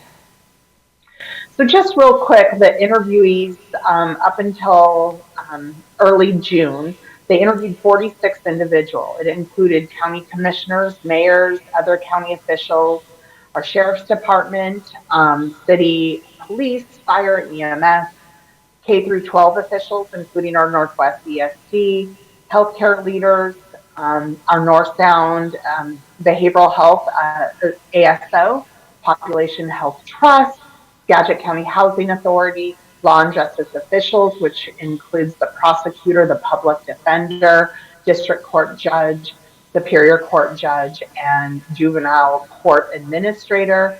And then, like I said, they're now following up with additional interviews based on the findings of those interviews. The results of those interviews will be posted on the county webpage for the North Star Project, but the major themes is that in general, there's a strong goodwill and appetite for change. It seems to be strong agreement across the different interviewees that resources are insufficient to meet the need, that actions by nonprofits, service providers, and behavioral health systems are uncoordinated, that the tightness of the housing market is a major factor, including keeping skilled workers in the system, so workforce housing, being able to house the folks that are working here in Skagit County. There's strong consensus across the interviewees that the availability of and confidence in data is low. A lot of people trust the data that they have, but don't trust the data that others have, or a lack of sharing, and everyone agrees that action is needed. So next steps, we're currently in the process of reviewing that call to action with mayors and county commissioners. We are beginning a deeper dive into models, existing models, available reports, data sets. Like I just communicated, we will be, or Tenfold Health will be conducting additional interviews with stakeholders and subject matter experts and people on the front lines. We're currently mapping existing resources to identify gaps, and we will work on forming the advisory committee to oversee this work throughout the end of the year. So with that said, I really appreciate the opportunity to come and speak with you. I know that the city of Anacortes has activated a lot of efforts with regards to funding streams and housing projects, and working on, putting forth, initiatives. And I just really want to say thank you for that. When Tenfold Health was here, we had a lovely tour with Mayor Miller and with Dawn at the Anacortes Family Center. And we're really looking forward to being open-minded and, learning from history, but really setting forth a new vision for how we're going to actually increase health outcomes for our community. Thank you so much for your time tonight. I don't know if there's any questions. Yeah. Well, thank you very much, and again, thanks for coming out and bringing the Tenfold group out to Anacortes to take a look at some of the things that we have done in Anacortes. So, council, questions for Ms. Johnson? Mayor Miller. Mr. Walters. Thank you, Ms. Johnson. There's a lot of good stuff here, and a lot of it overlaps, I think, as we talked about offline or online. We're always online. A lot of it overlaps with our thinking that has come out of our Housing, Affordability, and Community Services Committee. I would say, though, and there's some subtlety in what I'm going to say here, and it might be considered a fine point, but I think it potentially could be an important one. Your problem statement on your first slide is that the vision, priorities, and methods are not aligned, and certainly having alignment and vision, I think, is important, but I would challenge the premise that the rest of that is the major problem, because if everybody's doing something different, in my view, that's not necessarily a problem unless it results in inefficiencies or inequitable distribution of services or a failure to deliver results. We have so many different populations, so many different problems, and it seems like we need new approaches. Different solutions might be appropriate, and I don't think this is necessarily a theoretical problem, because it seems to me that the Family Center, for example, doesn't do housing first, which I think is a good, sound policy. But if you're not following that standard prescription and you are still having success, I think you shouldn't be excluded from financial support. And so that would be too bad if that is sort of the direction that this effort ended up going. I think it's important that we have that laser focus on the inefficiencies, on the inequities, on failures or lack of success, but not homogeneity for homogeneity's sake in how the programs are run. So that might not be what even you intended, but the problem statement there, I think, maybe could stand a little bit of revision to maybe get at some of that. Yeah, it certainly could. In no way were we, or was I, trying to insinuate that there would, basically that we would just leave behind good work that's already being done. It's actually the opposite. What I'm trying to communicate is that we're going to look at the whole entire continuum of care for both behavioral health and homelessness. And Anacortes Family Center is a great example of that. That is definitely a critical piece of the continuum of care when we're looking at what we kind of categorize as urgent services. What we want to do is take the vital conditions framework and look at, which really focuses on how to support the entire well-being and how we balance our local funds on urgent services and making sure that those are spread through the continuum of care, and also invest efforts into vital conditions so that we can get ourselves out of these holes. I think the intent is, it's a little premature, but the intent is that we open our minds as leaders and as those setting governance and policy and making allocations decisions to be able to do what you just said, and looking at the outcomes of the different programs throughout the continuum, where I know in the past the county has prioritized certain parts of the continuum based on direction and models from Commerce. But the situation in reality is that our community is struggling. So although, there's a lot of evidence to some of the models that the county has used to prioritize funding, there's also a lot of really great work and a lot of great outcomes that are happening elsewhere. So I think I'm intending that this project will address what you just said, Ryan, and I will revise the problem statement slide. Thank you. Mayor Miller? Ms. Moulton. Thank you. Thank you, Ms. Johnson, for your presentation. I think that's great for us to see, and also, of course, our community who's tuning in or will watch the recording later. And I also appreciate that you attended and gave a presentation to our HACS committee earlier this year. And talking about outreach, further outreach by the Tenfold group, I think it's great that you came to Anacortes and visited the Family Center.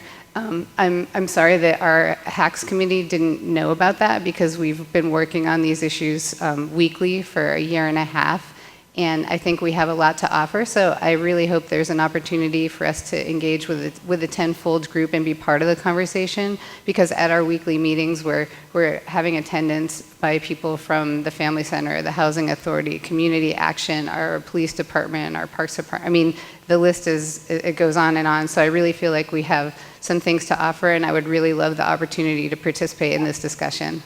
Thank you. Absolutely, and I'm sorry for not clarifying.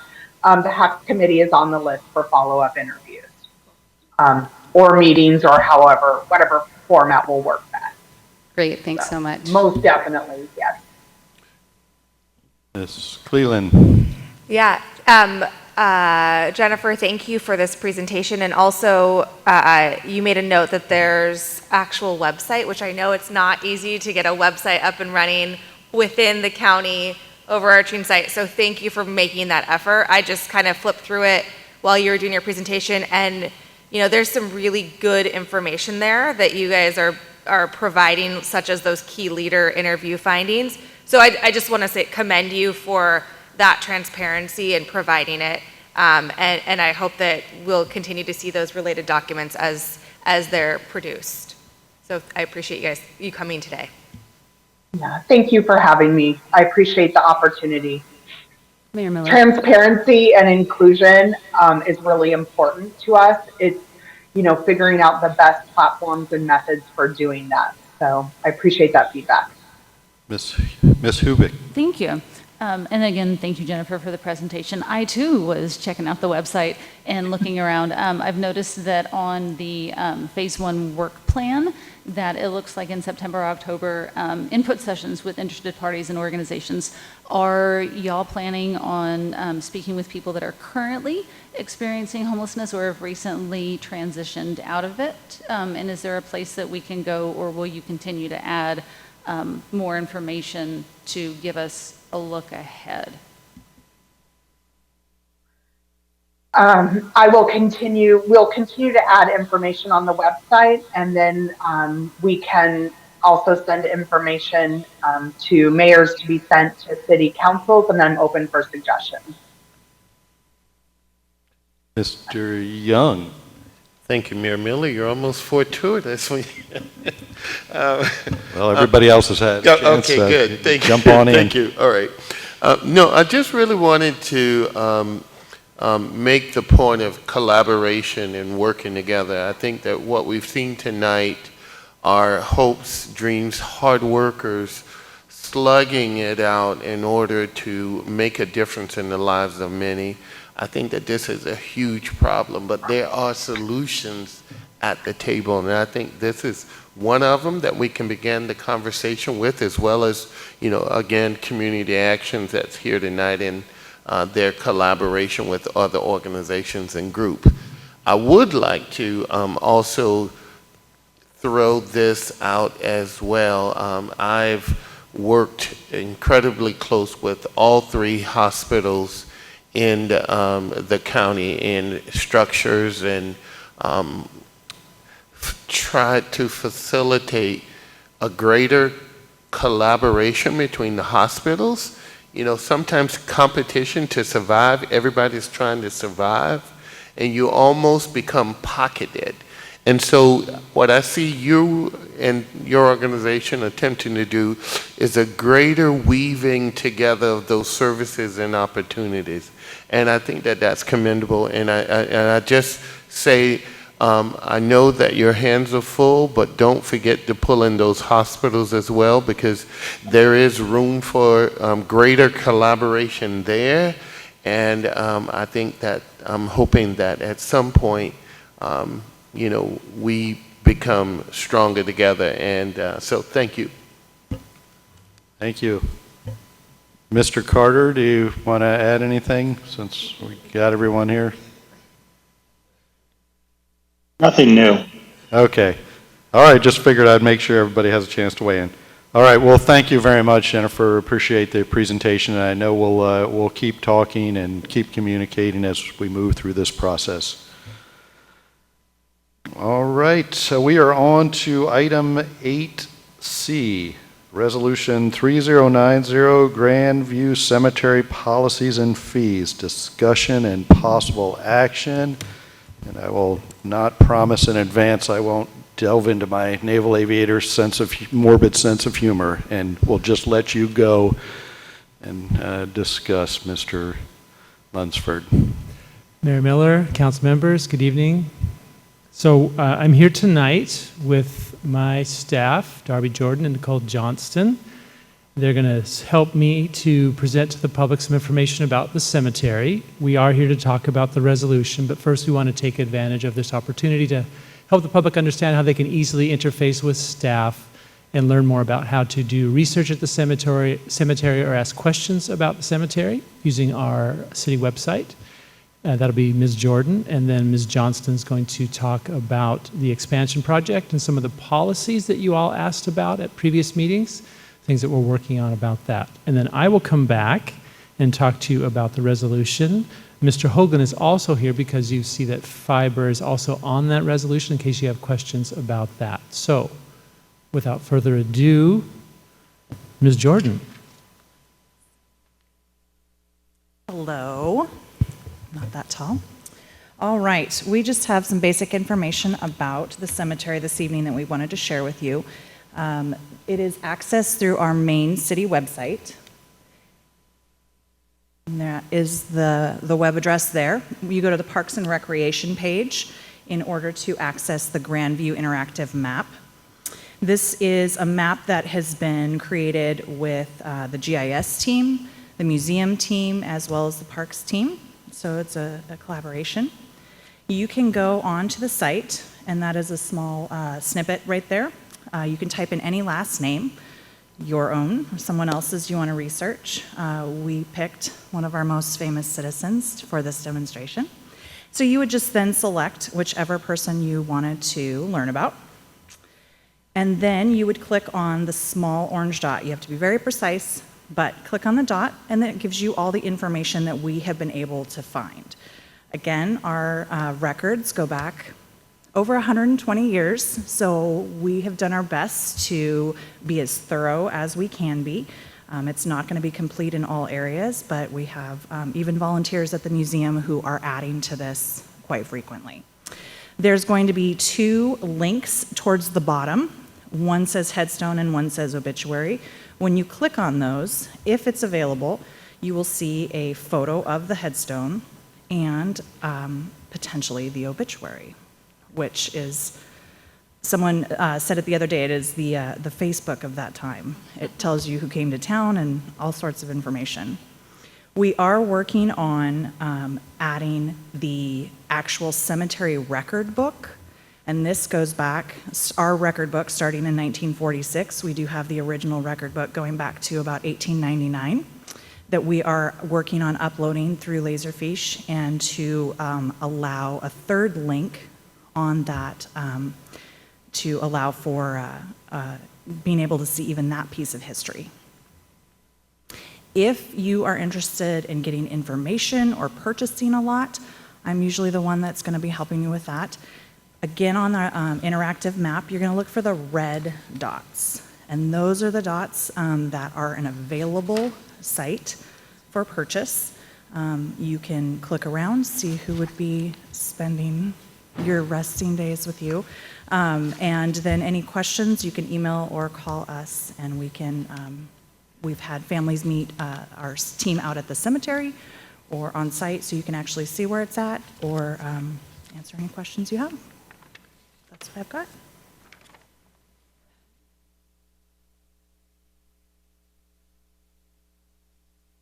Good evening, Mayor Miller, City Council members, and members of the audience. I will say, Darby, you are doing a great job at doing this. It is truly your job security that you help us sell all the cemetery plots and deal with the public. So thank you for doing it with grace and such a good job. All right, so I'm here to talk to you guys about the Grandview Cemetery expansion. For those of you who just need a reminder, we did it in 2 phases. The first phase was the clear and grade of the 4.5 acres, and we redid the cemetery road. If you remember that bumpy road that used to be in the cemetery, we did that in phase 1. We also installed a swale and the sediment pond. In phase 2, we did more final grading, and we did the interior road, and we did lots of landscape, trees, plants, flowers, and we did a sidewalk in the south end where there is a future site for a columbarium area. And for those who don't know, a columbarium is a structure with the inbuilt niche spaces that cremation urns are stored. That is our new grass that's grown, you guys. That is super exciting. Okay, so the City Council and the public have come to the parks wanting more info about the columbarium prices and our policies, and we're still researching that. We're still looking to see what other jurisdictions are doing, and we will come back to City Council and with more detail on that. As far as green burial policies, the cemetery, we do want to have them. We're just still, again, researching that. There's lots to learn about that, working with our legal department and working with the state law to figure out what we can do exactly. So we will get back to you with more details on that. Just want to let you know that we know that you guys want more info on that. And as far as monuments, it's been a long time since we've updated what monuments we are allowed to, sorry, I'm fumbling on my words right now. We want to look at new policies for that because times are changing with what people want for headstones and monuments. And so we have to take a look at that and update our current policies when it comes to the monuments and headstones. And yeah, I'm gonna pass it back to John. Thank you.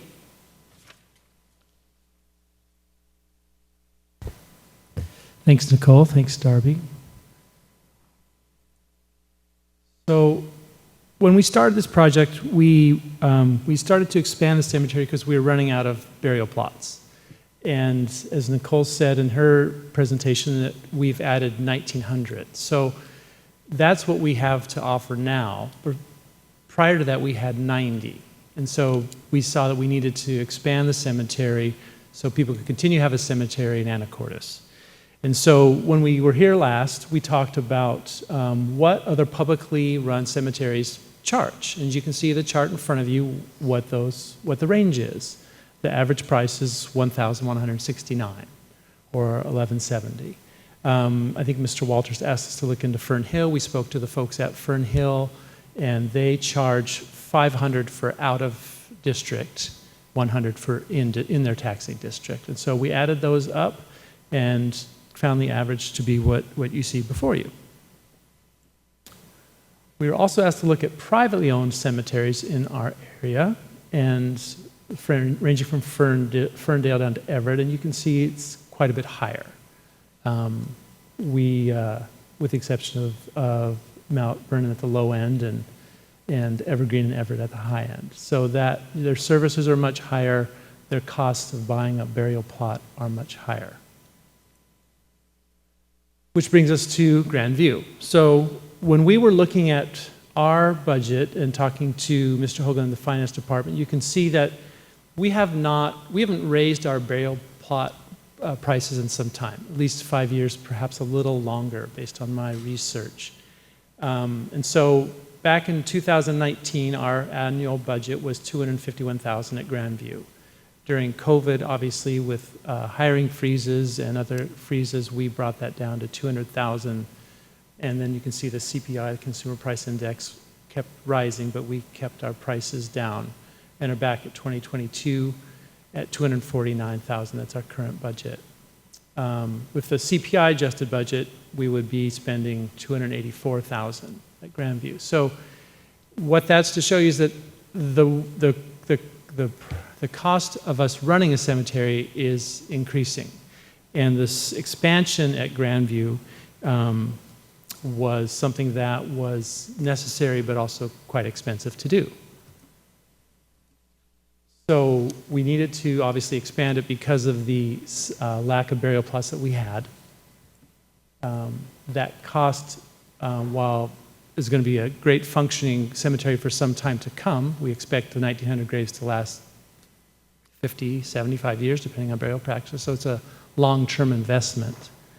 But the costs of labor, utilities, and supplies with that extra just 4.5 acres is considerable to us.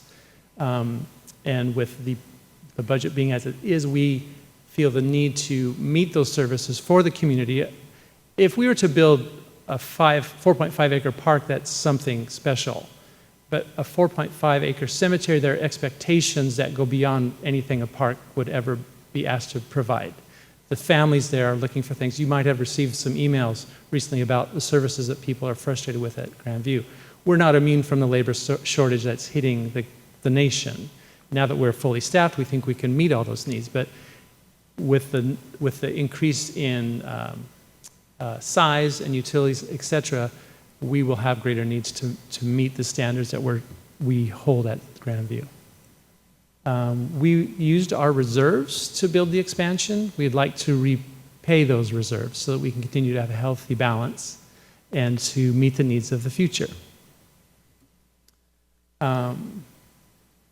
Help us. The one thing that Mr. Hogan and I have talked about is in the infrastructure at Grandview, we can't use REIT but for the roads. While that's important, my belief is that you would like to use REIT on other roads in town as well. There might be other pressing needs outside of Grandview. So increasing our reserves would help us to pay for those roads without using REIT. And so that we understand there are many community needs for our roads, and REIT could be used to meet those needs elsewhere. So our recommendation regarding Resolution 3090 is to approve it to add Grandview cemetery fees to the unified fee schedule and change the cost for a full-size burial plot to $1,170, rounding up $1 from the average. So we know that these times are difficult for folks. We're not diminishing that. We have not raised our prices in some time. This is a roughly 40% increase, which is a difficult pill to swallow. We don't deny that. We ask folks to consider the fact that it is the average in our area. It's going to help us increase our reserve and meet the needs at Grandview for some time to come. And so if you were to do this, it would allow us to bring in about $12,000 a year in funds that we don't currently make if we sell the average that we normally sell a year, which is about 40 full-size burial plots. A family can fit 3 urns on a burial plot, or 1 full burial and 2 urns, so up to 3 burials, only 1 full-size burial per plot. So in addition to looking at the different needs, as Ms. Johnston said, in columbariums and in green burial, we think this is the way to help us kind of balance our budget to meet the reserves that we need to for the future and to secure a healthy future for Grandview. So I'm happy to answer questions, or my coworkers are here to answer questions because they usually know more than I do about specific things at the cemetery. If you have questions. Mayor Miller. All right, yes, I'm sure there will be questions. Mr. Young. Thank you. No, you know, I think earlier when I was on the committee, the Parks Committee, and, you know, this was something that we looked at.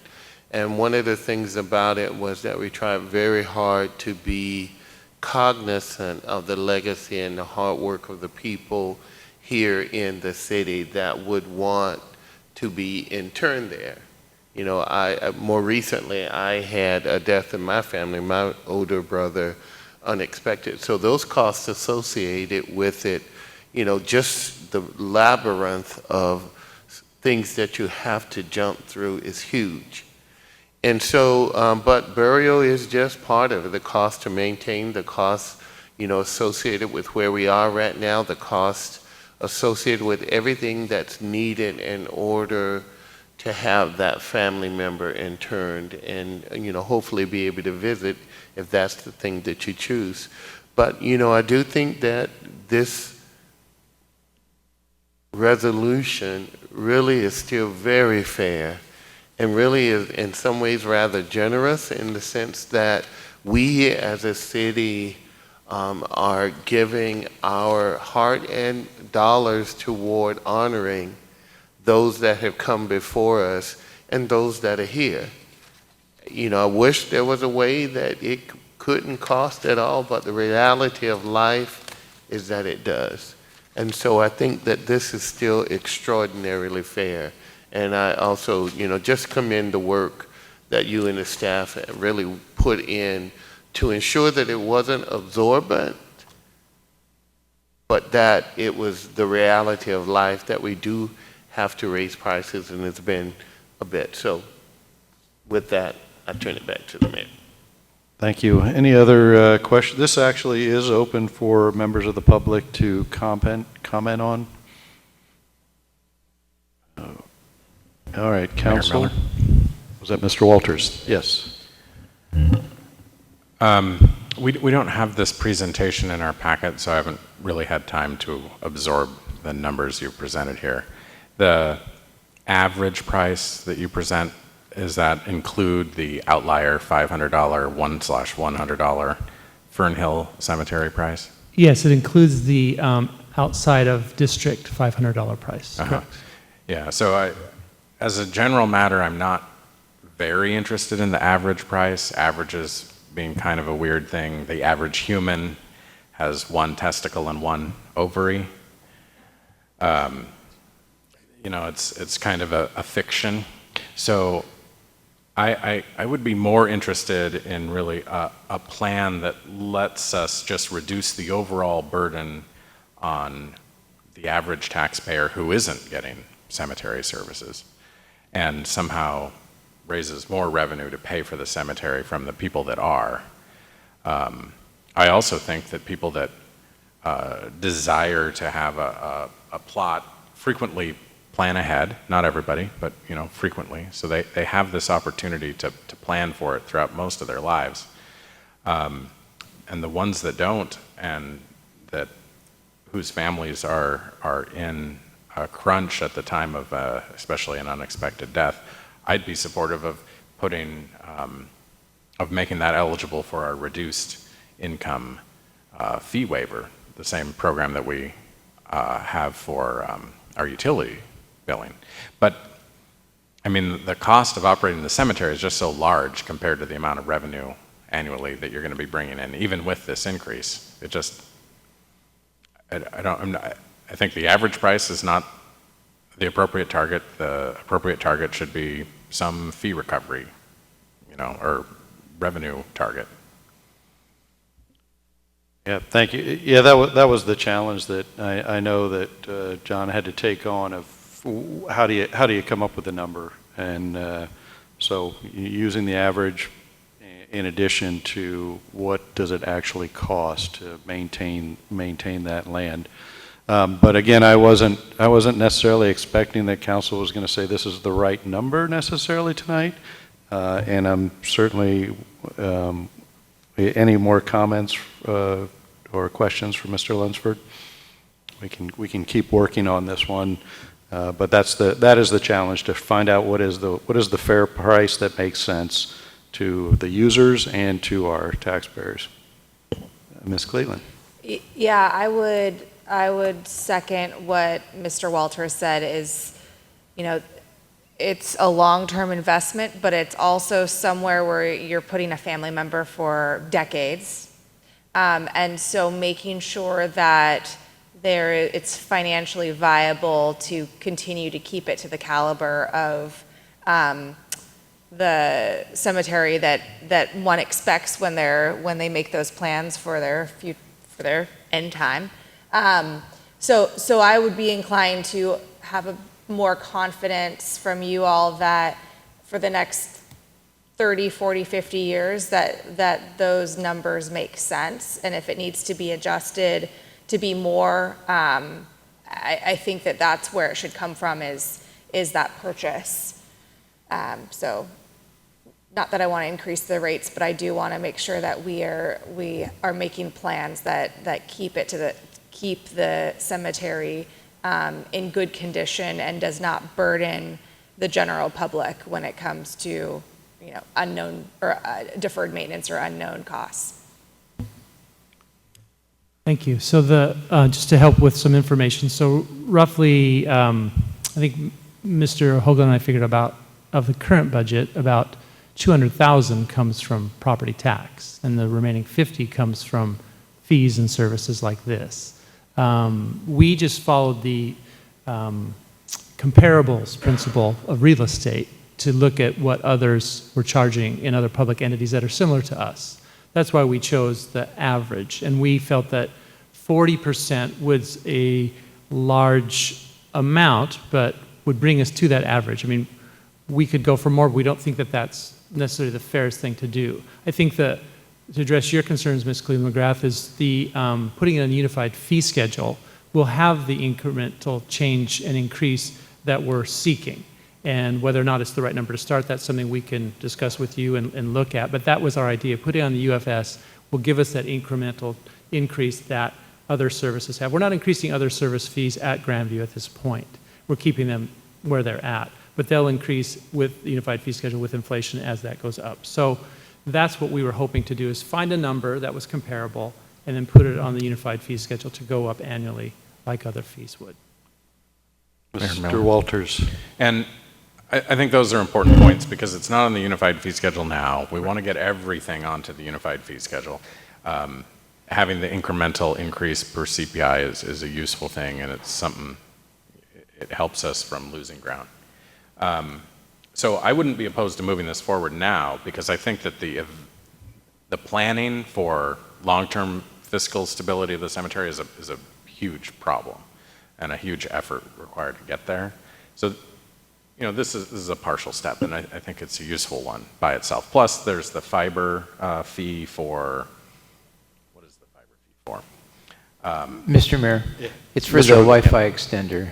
Yeah, which we had talked about in our fiber committee, and we need to get that, just that piece moving for that effort as well. So, I mean, as a step toward getting to where I think we all want to be, I think that this still works. I think we should move this forward still. Mayor Miller? Mr. Young? Is that, Mr. Walters, a motion? I mean, I just wanted to be, okay. I just wanted to be clear because at first I wasn't sure, but now I'm sure, I think. And so with that, I move we approve Resolution 3090 as presented. Second. Okay, a motion by Mr. Young and a second by Ms. Hubick to approve Resolution 3090. And Mr. Franciak, would you call for the vote? Mr. Walters? Yes. Ms. Cleveland McGrath? Yes. Ms. Moulton? Yes. Ms. Hubick? Yes. Mr. Carter? Yes. Mr. Young? Yes. Motion carries. Okay, thank you. Mr. Walters. Thank you. I think that I am not too late. Hopefully I'm not too late. Mr. McDougall is out of town on business and has to be excused from this meeting. Second. Okay, so I got a motion from Mr. Walters and a second for Mr. Young to excuse Mr. McDougall from tonight's council meeting. All in favor signify by saying aye. Aye. Aye. Okay, motion carries. Okay, with no further business before the council, I will adjourn tonight's meeting. Thank you very much for the work. Appreciate it.